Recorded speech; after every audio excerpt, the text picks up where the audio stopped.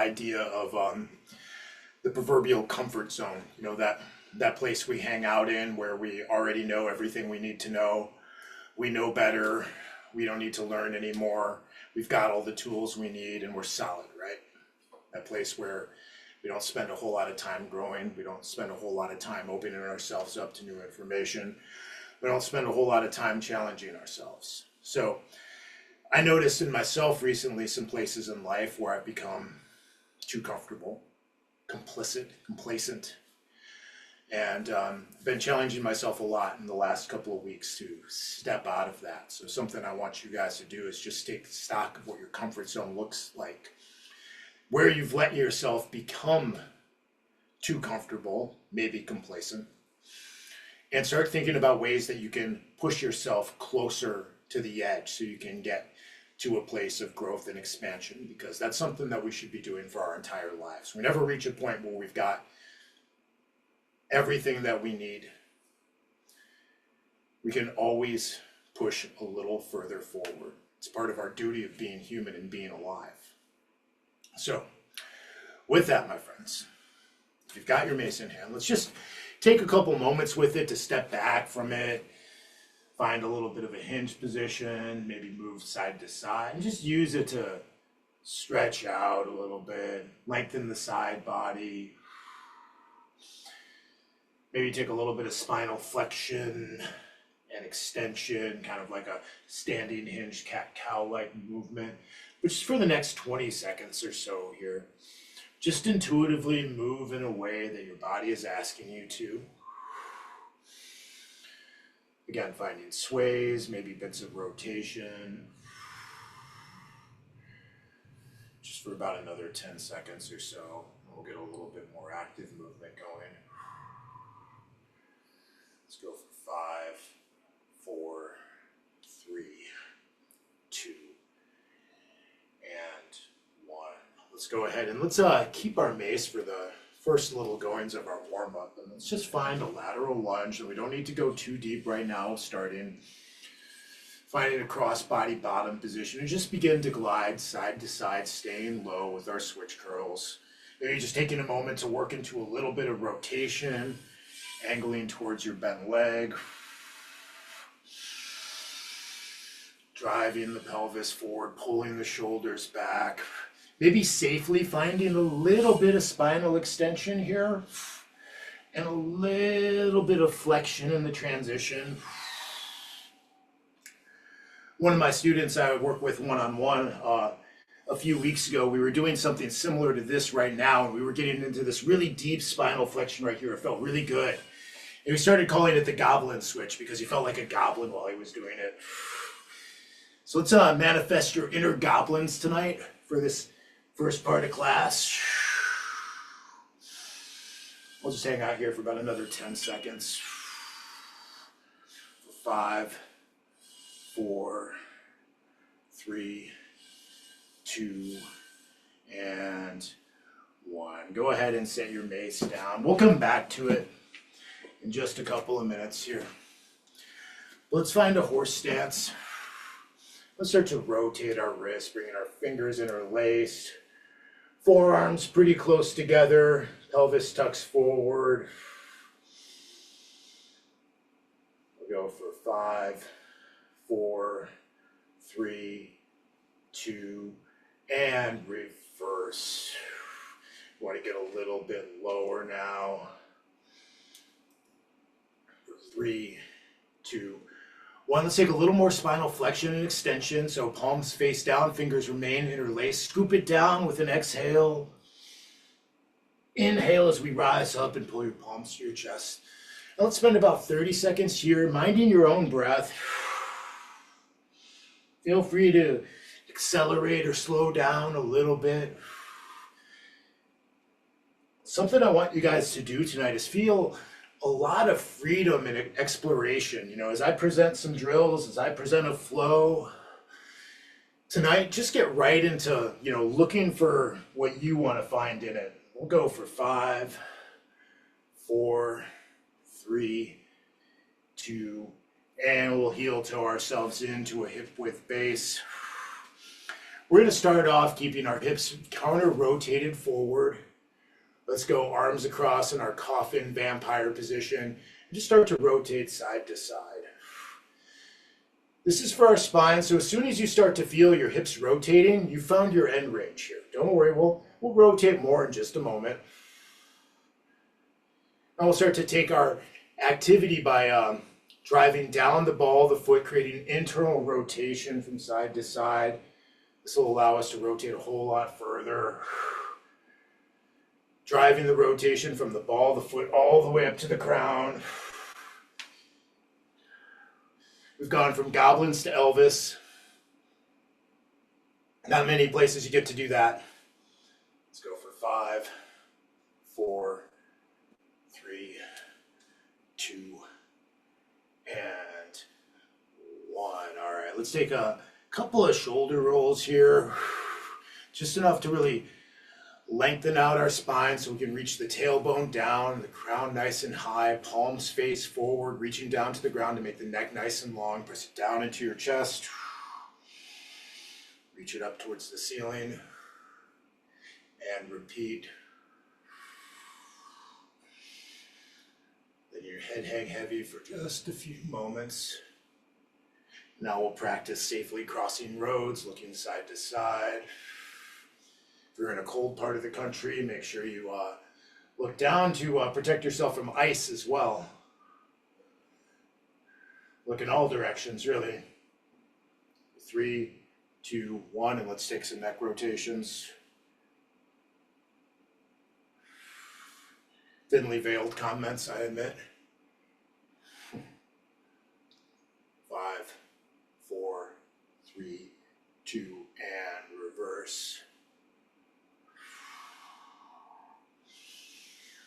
Got a couple of things I want to work on tonight. I want to look at the second flow of the path of intention. I got another flow, if we rock through that, that I'd like to throw out there. It's just a fun little one. Let's get one arm up, one arm down, and work on a couple of side bends. What I would do is take a couple of here, and then maybe after you've done 2 or 3 per side, take a pause at your perceived end range, take an inhale, and with your exhale, reach a little bit further. And do that one more time on the opposite side. Inhale, exhale, reach a little further. Now we'll keep our arms extended as we transition our arms out to a T. We'll start with our palms facing down, then just begin to glide from side to side. Find a good squeeze in your glutes, maybe a tiny bit of internal rotation in your adductors here to create a good, strong, stable base. And now we can start to rotate our arms so our palms face up at the end range. Using the upper pec to really pull it and turn it over. Increasing the range, you can release that internal rotation of the adductors and start to sit side to side.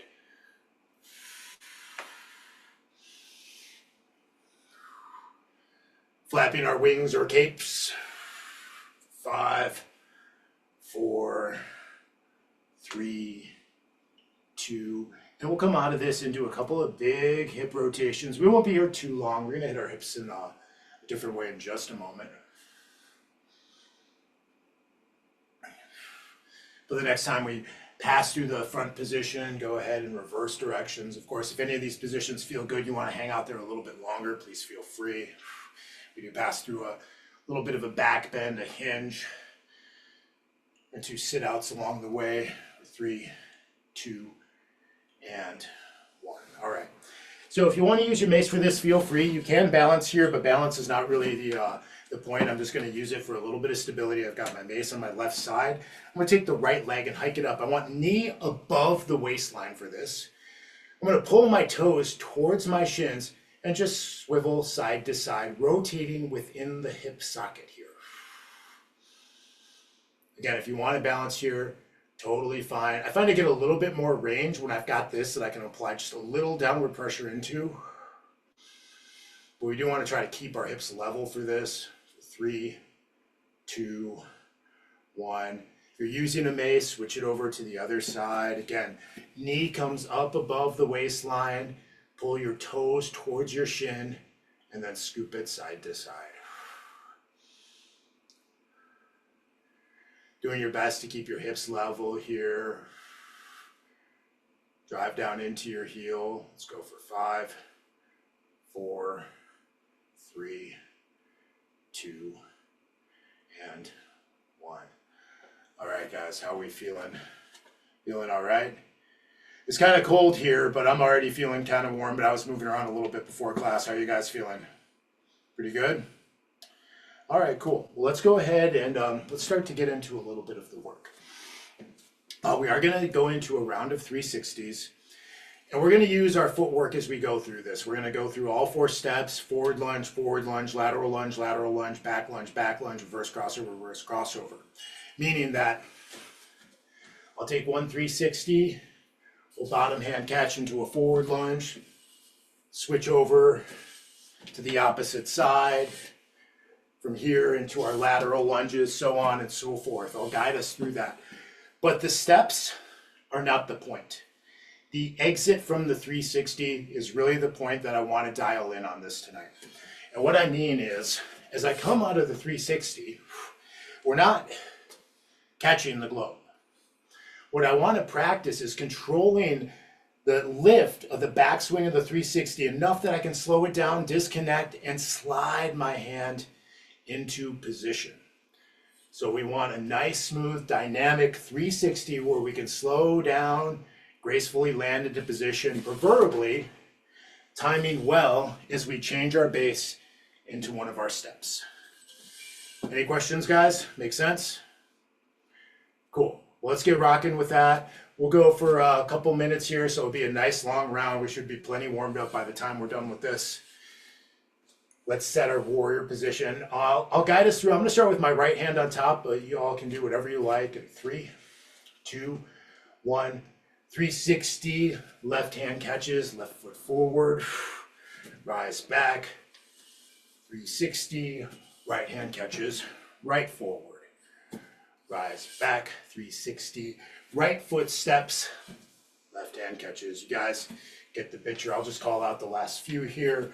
Left leg lateral.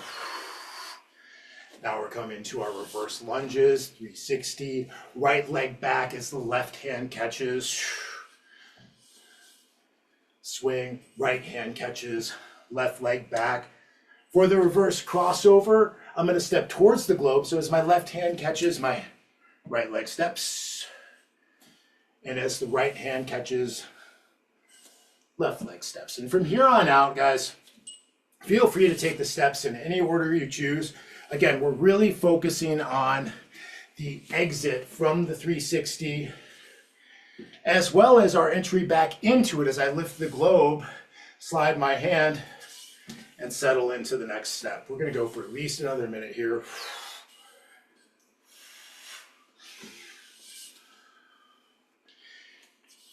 The other point of focus I want to call attention to is the changing of base from my standing base to a stepped base and returning. So it's a equal part drive down of my stable forward leg as well as the stepping leg.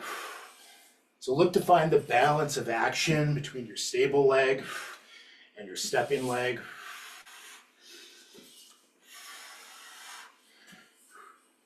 Also feel free to take some one-handed landmarks should you so choose.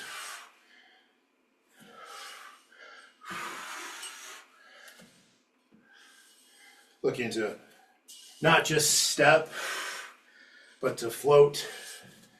You know, it's that warrior float that we talk about. Warriors do float. They totally float.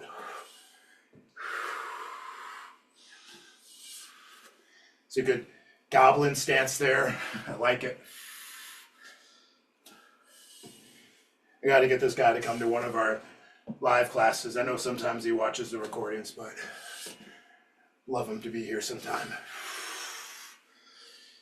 So if you're watching this, my goblin friend, we're trying to summon you sometime. Let's go 45 more seconds.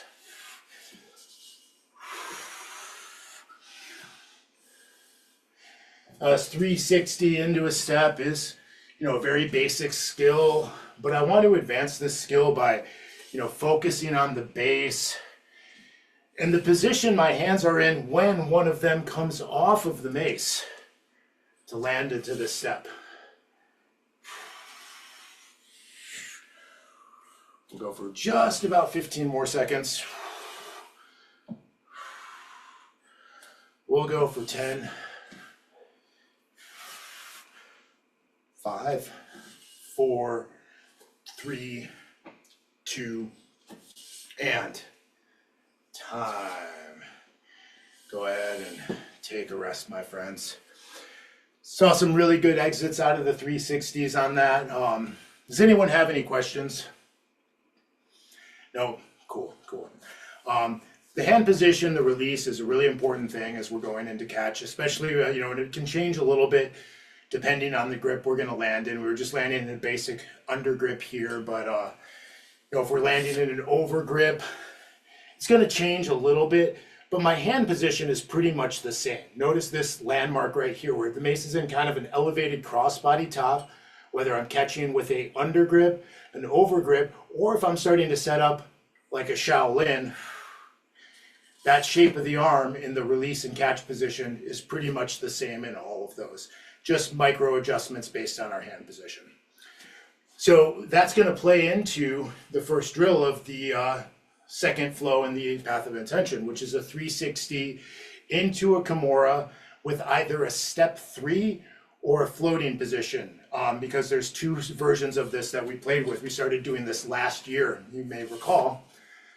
I take my 360 into a Kimura, stepping back so my Kimura lands over my forward leg in the reverse lunge, or my forward leg becomes the stable leg as we take this floating curtsy bow. So we're going to go through a little drill. We'll alternate between those. We'll go 2 reverse lunges, 2 floating curtsy bows, and we'll repeat a few times. Cool?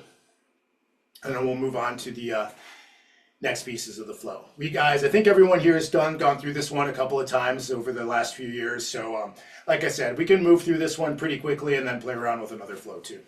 And then if we're all really good, we can go get ice cream. All right, let's set warrior position. 3, 2, and 1. 360. Let's focus on that nice smooth exit into our Kimura. I started to step back with the wrong leg, but it's okay. Because even if that happens, we can kind of like still make it look good. That's a little trick I do in my flows.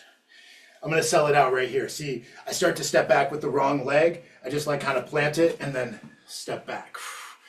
That little hop, you make it look deliberate. You make your mistakes look intentional. And now we can start to work with our floating curtsy bows.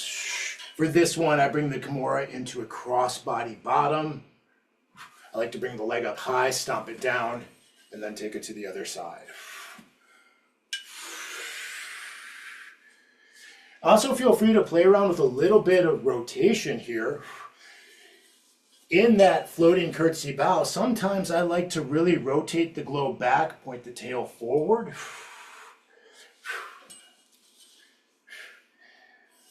I even will take like more of a crossbody bottom in my reverse lunge sometimes too.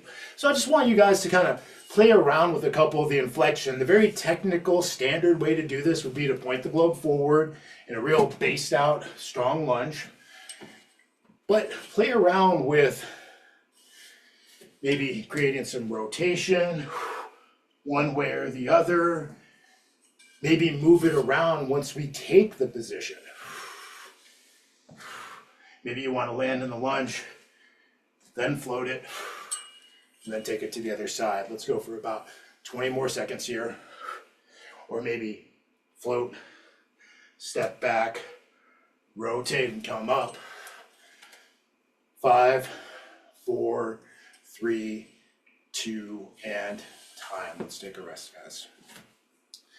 So, as you guys know, I love the Kimura, and can riff for a long time about what to do with it, but it is like at first can feel like a little bit of a limiting position. But we have a lot of body movement available to us, whether we're in, you know, a standard over Kimura, an under over Kimura. We looked at the false Kimura a couple of weeks ago, or even our inverted Kimura. These are not just positions that we get to and just get to. We got plenty we can do just by moving our bodies around. So when we find these grips, take some additional movement. Maybe take a pause before you exit and move on to something else. Move your body around. Feel the effects on your spine. Next up, real simple drill. We'll just look at our standard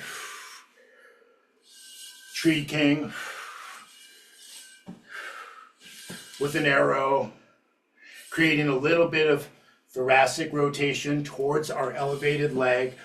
I like to remind anytime we're coming up into a tree position, I don't want to say anytime I'm coming up to a tree position from a lateral lunge, I'm basically just retaining the shape that I already had, which means my knee is angled out about 45 degrees, not pointed forward. If I'm coming up here and I move it, I'm creating variance and more likelihood that I'm going to send myself this way, which is okay, of course, especially if I have this in my arsenal and want to come out of it. But for this right now, in the context of the flow, we're going to be coming up from a stomp. So I want to kind of angle my knee out in the same direction as the arrow. Does that all make sense? Okay, I'm not sure that that tea didn't have any caffeine in it now that I'm talking a lot. Let's go ahead and set a lateral lunge. But the energy drink I had right before it sure did. 3, 2, 1, and arrow. I'm just kidding, I didn't have an energy drink. I almost did. There's one in my backpack. I almost had it before the last class I taught, but I changed my mind. I just went for amphetamines instead. That's a joke.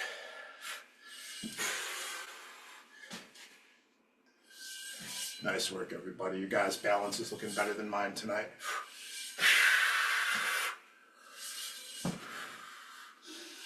Remember a couple of things on balance. As I go into balance, I do want to drive my stable leg down into the ground. I'm actively thinking about pushing it down. That helps activate the glute, which helps keep us stable. Let's just go for 5, 4, 3, 2, and time. Third drill, also using an arrow.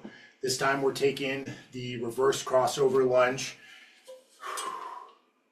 stepping away from the arrow. I like to step away from the arrow, especially in the step 4, although you can absolutely step towards it as well. It just stepping away creates this like nice counterbalance. So if you want, you can find some good lean back into it. So let's knock that out real quick, guys. 3, 2, 1. Good. And as I lean back, as I step, I really start to focus on driving the globe out, pulling the tail back, creating that opposing force tension, that stability as we settle into the base of our reverse crossover. I know you guys can't see it, I gotta point my camera down a little bit. The other thing I really like to do is cut the edge of my foot into the ground. So I come up on the pinky edge of the foot. If we create enough downward pressure there, we can still create a good strong base in that position. Let's just go for 5, 4, 3, 2, and time. Now we're cruising through this pretty quickly, but this is very attainable for all you guys. Of course, if you're watching this and you got any questions, hit me up. The next piece of this, the final piece of this flow, you may remember, is the step 2 with an uppercut over our bent leg, which I really think is the most challenging part of this flow, aside from having a really good exit out of the 360. It's challenging because if I keep myself honest, I'm going to have more of a narrow lateral lunge than I may want, and my globe is probably not going to point directly forward, meaning my lateral lunge may be a little tighter and my globe may be cutting a little bit of an angle as opposed to rotating it all the way over my bent leg. What happens here, what you guys may see happen if you pay real close attention to this knee, the more I rotate here in this position when under load, the more this hip wants to come in a little bit and the knee starts to turn in. And in a very extreme case, knee starts to point down and we may even see the heel come up off of the ground. So we want to be real careful of that. So I encourage you guys, especially to start, keep a narrow stance, keep your feet fixed, and don't try to force yourself to rotate all the way. You see right now, I'm still in that 45-degree rotation, just like we do in our warm-up, but I'm not quite in a 90-degree rotation. Does all that make sense? All right, cool guys. So let's go through that. We're gonna stay in our lateral lunge, just glide side to side. We'll use a top switch in the middle. So this becomes a multi-planar drill. Meaning my transition is gonna happen right here in front of me, but as soon as I dip the globe down, I'm cutting the angle, finding that uppercut. Good. So Matthias, that's the knee I want you to watch. So that knee kind of come in. I want you to be real careful of that. On the straight leg. Yeah, right there, you feel it? Yeah, that's it. I want it to rotate up. So try narrowing your stance a little bit. There we go. Yeah, good, good. Yeah, and just be real mindful of that, guys. Let's just hang here for a few more seconds, and then we'll put this flow together. And we'll play with something else for a few. Let's go for 5, 4, 3, 2, and time. All right. You got any questions? Any contributions, by the way? We got great movers in here. Always welcome your guys' thoughts along the way. Okay. So we put this one together. This one comes together. There's no tricks involved. I mean, it pretty much happens in the order that we just did. Now, I like to take this flow in 2 rounds. 1 round with the reverse lunge, 1 round with the floating curtsy. So we just have a 360 into our Kimura. From here, a little nuances is I like to bring this back leg up nice and high and stomp it down as I take my switch into my tree. From here, I'm going to hold the arrow as we take the step 4, then start my transition into my lateral lunge with the uppercut. Now, just because of space, I wind up stepping back a little bit on my step 2. Remember, our steps can ultimately go in any direction. We learn them on a compass, but we don't have to stay on the compass, especially if we're in a smaller space.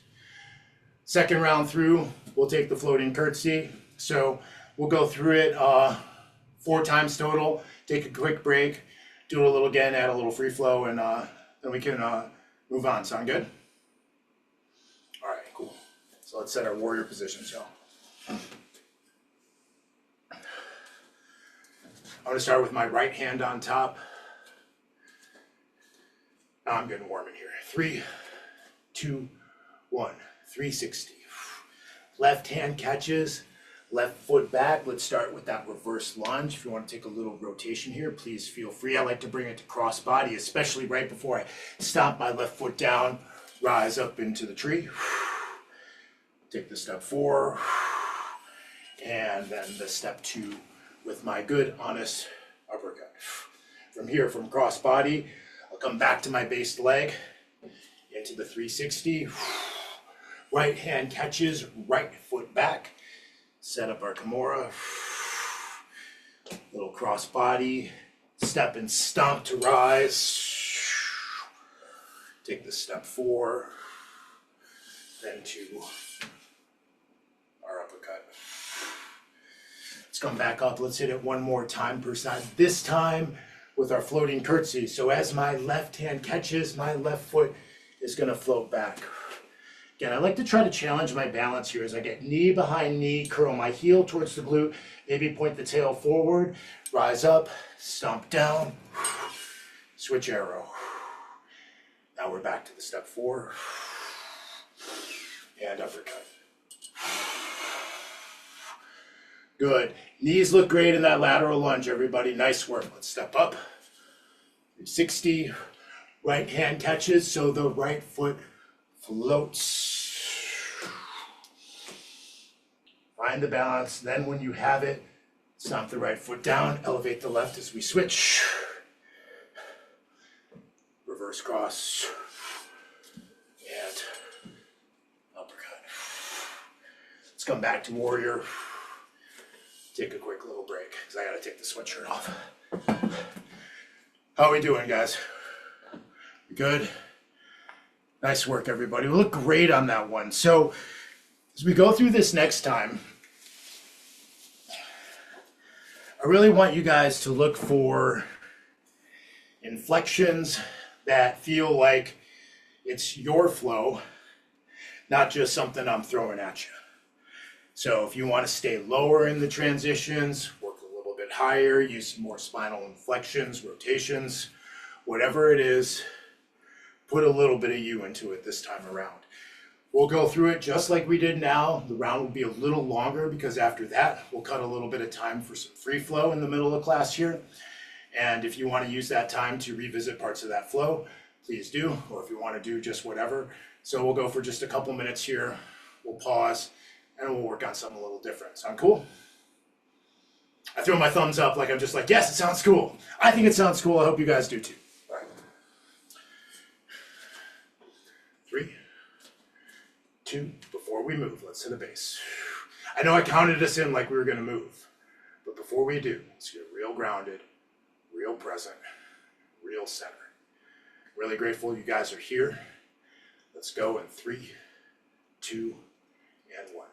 360, smooth exit. Set your Kimura. Get it nice, close, and tight. From here, up into our tree.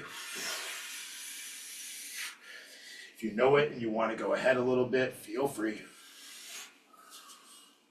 Find our uppercut. Externally rotate. Step up, right into your 360. One more reverse lunge, this time with the right leg. Find some good strong breath. Reverse cross and uppercut. I'm gonna be honest here, I stepped a little farther than I should have on that one. I felt some internal rotation. It's okay, we're not penalized. It's just something to be aware of. From our floating curtsy this time, step and lift. I'm gonna be real mindful of my lateral lunge on this step. Nothing wrong with a tall lateral. Those real long ones look great in a lot of context, but a good tall one, it's okay too. Especially if it's executed well.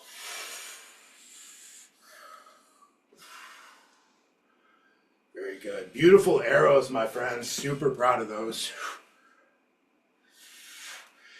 Now let's take the next 45, free flow a little bit. If you want to stay on this flow, feel free. You want to do something completely different,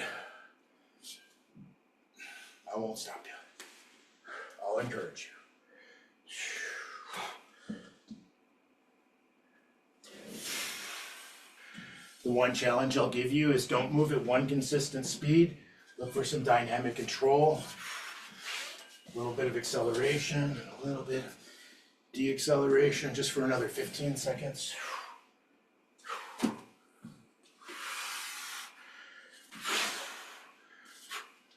5, 4, 3, 2, and time. All right, let's take a quick tea break. How are we doing, my friends? Good? All right. All right. I have So, a quick question, if you don't mind. of course not. I love questions. When you're on the Kimura, on the curtsy Yes, sir. hold, um, do you point the tail forward like this? I like to, yeah. And then, Yeah, okay. absolutely. Because when you're on the lunge, you pivot it this way, right? But when you're here, you turn it forward. Yeah, I'm going to be honest. I did all manner of things through the various times You that we can went through that. So, interchange them. yeah, absolutely, man. Absolutely. Do whatever feels good there. Those are a couple of things that I do specifically like, though.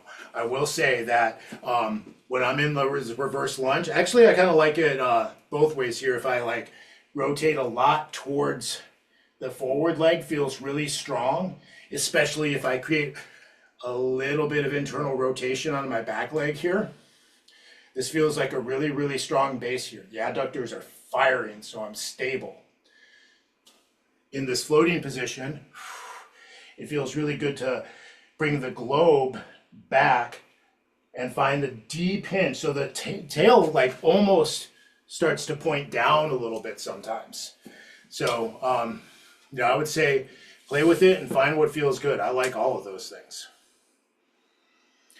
I'm not going to give like on things like that tonight, especially. I don't have any black and white answers for you. I want you guys to explore and what feels good to you. I think that looks awesome. So something you're doing there, buddy, is you've got your forward leg bent, but you're not tucking your knee behind. You're in kind of this hybrid of a tree, but with a bent leg, and that looks really great on you. So if that feels good to you, by all means, do it. I think that looks awesome. Did everyone see that? We're going to put you on spotlight real quick.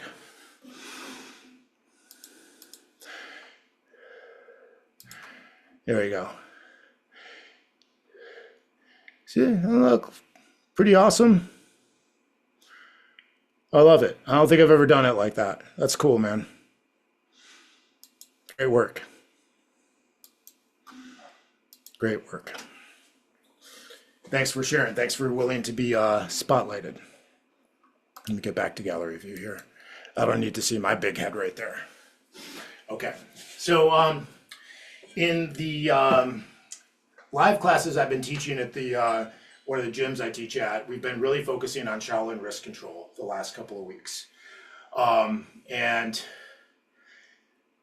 yeah, so let's just play with that a little bit. One of the things that I love about Shaolin wrist control is, again, the exit out of the 360 to get into position. Because when I disconnect my bottom hand at the top of the 360 here, again, my arm is already in the shape we need to be in. We're just lowering it. So I wind up actually kind of setting my grip right here and then lowering into position. So it's a really fun way to exit out of a 360 and kind of capture the mace before we're in the finished landmark. Now, really nice, Matthias. One thing I love to point out about Shaolin wrist control is that it's kind of like a arrow in cross-body top. My body engagement and rotation is exactly the same as if I was doing an arrow. The exception now becomes that my arm is flexed to about a 45-degree angle, and from a landmark 3, I've lowered the tail into a cross-body top landmark, even though it's a little bit displaced. If I rotate here, now I'm in a very true cross-body top. So the angles of the Shaolin wrist control, I think, are super important to having a really good position. We're looking for 45-degree flexion, 45-degree rotation, either this way or that way, and a 45-degree angle of the mace. Other thing I want to point out here, a lot of the weight sits in the hand that's got the tail. This arm is just kind of like guiding it into position, just like a pool cue. Does that all make sense? Cool. So this flow that I want to play with right now starts off, it's just a fun little one. We'll get this real quick. Starts off with a 360 into a Shaolin wrist control and a lateral lunge. From here, I'm just going to reset, but we can just play with this side to side a few times. And one thing I love about this exit out of the 360, again, is the dynamic inflection over the straight leg. You could totally do it over the bent leg too. For this one, we're gonna go with our Shaolin over the straight leg. So I'm gonna step away from it, not towards it. There we go, yeah. The other thing I want you guys to pay attention to as we're playing with this is as we lift back into our 360, just pay attention to how this arm is kind of guiding it into the next rep. We can use the support to make our hand position change for the next 360. That's going to be important as we take the next step here. Good. All right. So, got a question? What you got? So anytime I land it, Shaolin, I kind of have my elbow at a 45 degree, not at a 90 degree. Is that okay? Or should I try to like pull my shoulder back? It just feels better on my hips. It could just be a me, me You thing. mean to have your arm at like a 90 degree? Yeah, not to have it straight out at a 90 degree, but kind of, I always Oh, land yes. it Yes. with the elbow a little bit forward. 100%, yes. Yes? Okay. Yes.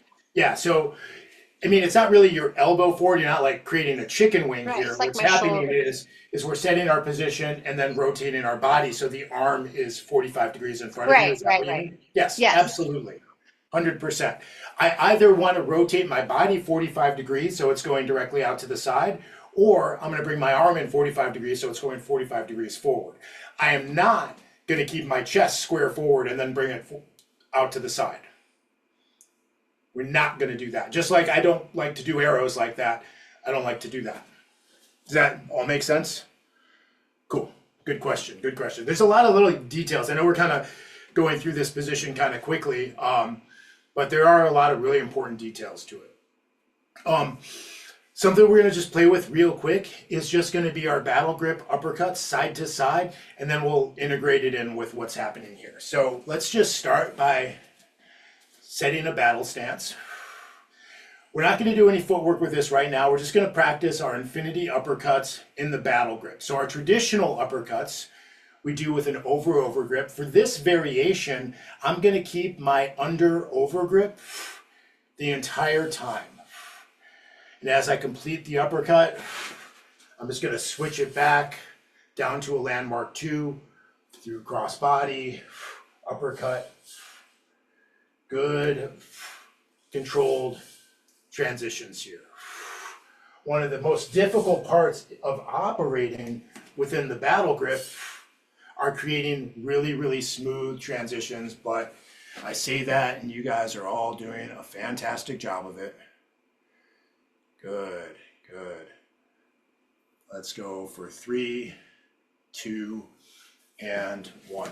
So now what's going to happen is we're not going to be going from uppercut to uppercut.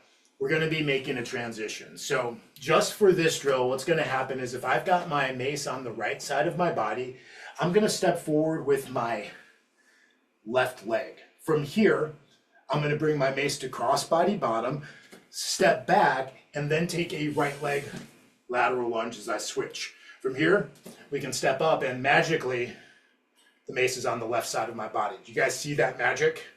You guys are going to do this magic. We're all going to be magicians. So with the mace on the left side of the body, right leg comes forward.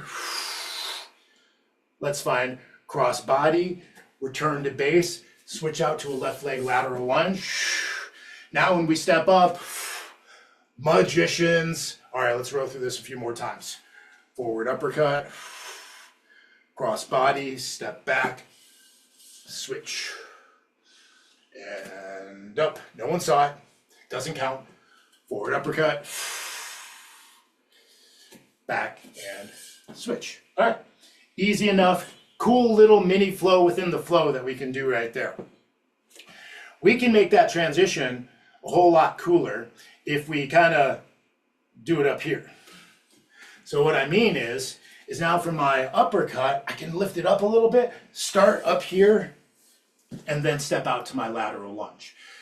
It may feel a little challenging right now out of this stance, but we're going to do something in a second that's actually going to give it a little bit more lift. So you can keep the variation we were just doing, or if you want to play around with lifting it up a little bit into this helicopter-like switch and landing in the lateral.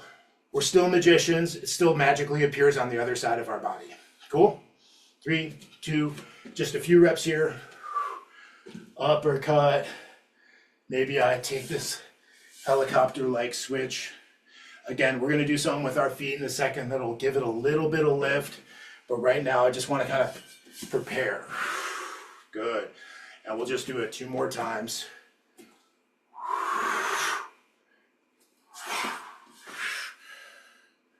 One more times. All right. Okay.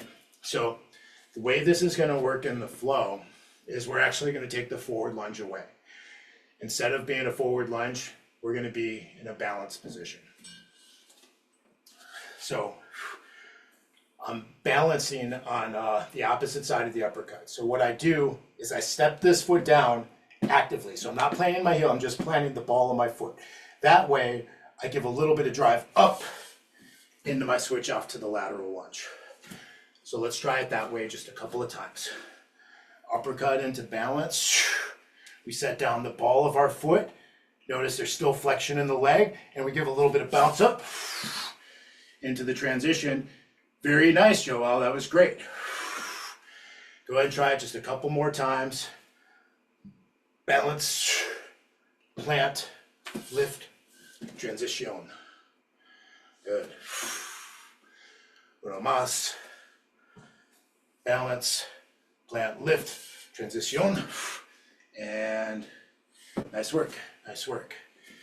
So now we know this entire little second flow that I've been playing with. And we just got to make a transition between our Shaolin to a battle grip. One thing about Shaolin that's similar to the Kimura in the sense that it's a little bit limited. Once we get there, it's kind of like, well, we just get out.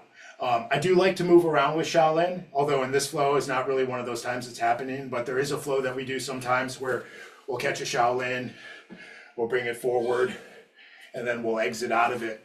For this one, what's going to happen is I'm going to use this same way that we come out of a Shaolin into a 360, guiding it with the arm. I'm just going to guide it so I can slide my bottom hand up to mid. The hand that's at the top will wind up catching the tail. So what we'll have is a 360 into Shaolin.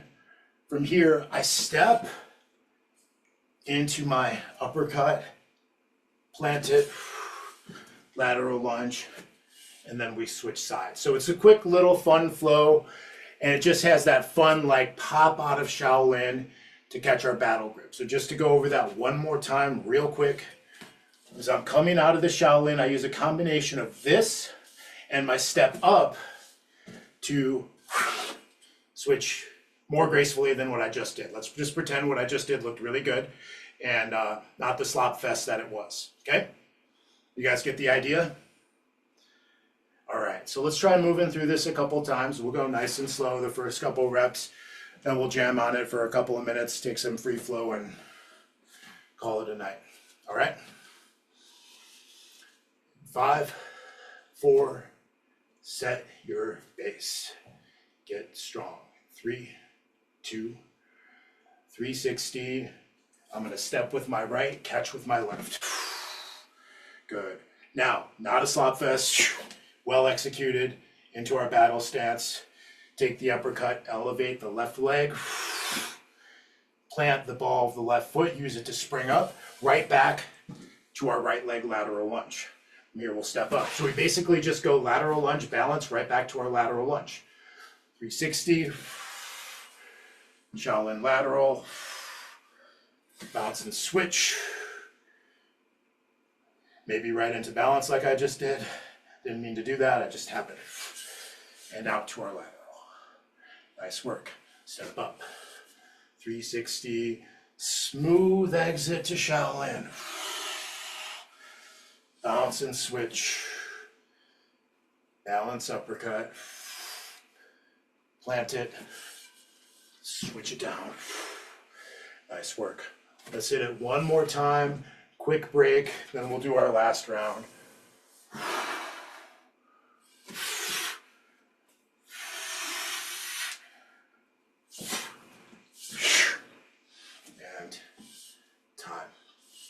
So one thing about moving in the battle grip is really just controlling the lever of disadvantage that we're at. Or if we want to speak in the affirmation, I don't remember who it was. I think it was Rebecca called it the lever of advantage one time. Even though technically speaking, it is a lever of disadvantage because the weight is further away. But I like the positivity that she brought. So controlling that with opposing force pressure. As my hand lifts, this hand pushes down. With that, we can use our pancake grip to hold it and switch it without even wrapping our paws around it. So does that all make sense? So as we're making those helicopter-like switches, we're still keeping that opposing force tension going on, so we have good agency and control of how the transition is going. So let's go ahead and take this for one more round. A little bit of free flow, a couple 360s, dinner time. Cool? Or you can go get ice cream if you want. You guys have been great. I give you full permission. If you have ice cream, go to it. I don't have ice cream, but I do have these like frozen mango snacks. I probably will have one of those. All right. 3, 2, 1. 360. Smooth catch to Shaolin. Smooth, switch to battle. Uppercut. We can use a little bit of lift and that leverage. Beautiful work. Stand up. Into our 360. Shaolin. Into battle. Battle balance.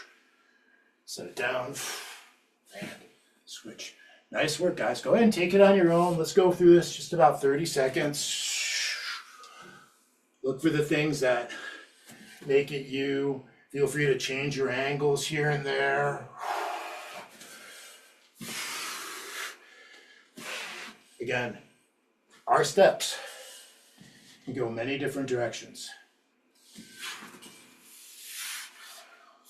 And actually that back lateral lunge into that forward uppercut just felt really, really cool. So if you want to try that, I would definitely do so. This, woohoo, that's cool. All right, now let's go ahead and take just a little bit of free flow.